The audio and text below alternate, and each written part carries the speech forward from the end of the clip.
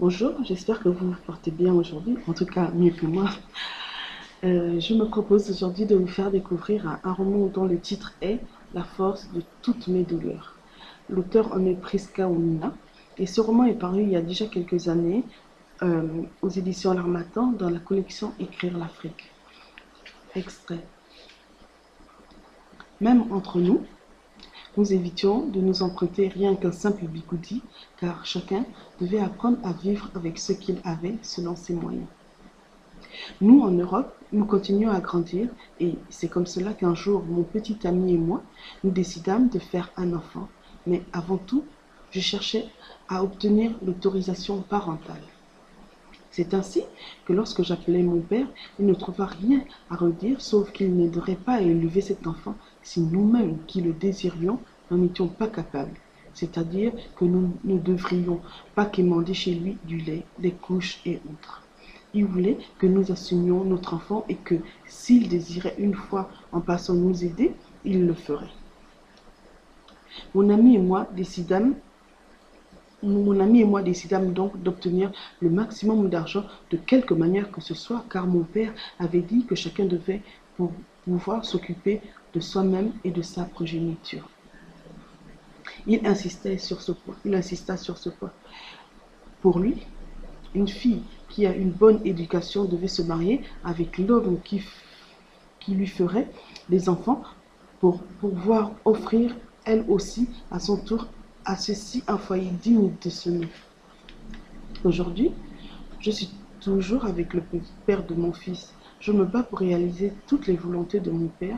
Ce n'est pas évident car le père de mon enfant vit à l'étranger, mais nous espérons toujours pouvoir nous unir dès que financièrement nous serions stables. Nous eûmes finalement de l'argent, beaucoup d'argent pour permettre d'élever notre enfant jusqu'à ce qu'il y eût au moins 2 ans. Alors nous préparâmes sa layette avec les plus belles marques qui existaient pour les enfants.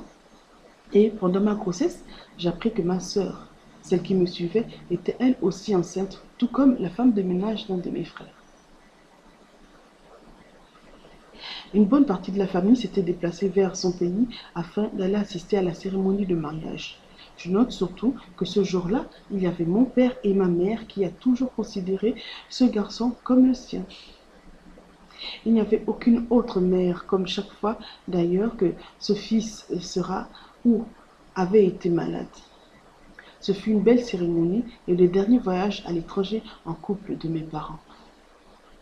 Heureusement que mon père, comme d'habitude, avait mis les moyens et ainsi ce voyage fait partie des meilleurs moments passés en sa compagnie, d'autant plus que nous fûmes bien reçus dans ce pays par un couple de diplomates que maman avait élevé. On peut aussi noter que, la même année, notre père et notre mère attendaient à leur tour 3 petits-enfants, et chacun avec 3 mois d'écart. C'est ainsi que j'ouvris au début de 1998 le bal des naissances avec un petit garçon, puis ma sœur suivit avec une petite fille, et enfin mon frère avec une petite fille aussi que nous ne connaissions mieux que lorsqu'elle aurait un certain nombre de mois du fait qu'elle viendrait s'installer à la maison avec sa mère après le mariage religieux qui, je me souviens, avait d'ailleurs fait tiquer papa qui préférait dans un premier temps un simple mariage civil. La femme de mon frère venait à Libreville pour la 2e fois car, avant le mariage, elle était venue prendre la température du pays qu'elle semblait avoir apprécié. Lynn et l'enfant arrivèrent. Ma mère les prit et les mit au même niveau que tous ses enfants, donc avec le même droit aux remontrances.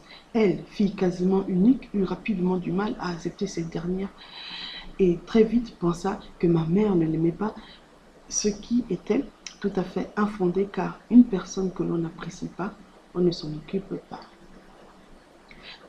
Que cette personne présente bien ou mal, on s'en contrefiche, mais quand on prend la peine de vouloir réprimander ou améliorer les habitudes de quelqu'un, c'est qu'on l'apprécie. Peut-être aussi que ma mère aurait dû laisser faire, car à un certain âge, on ne peut pas refaire une éducation, mais la manière occidentale d'élever un enfant est si différente de la manière africaine.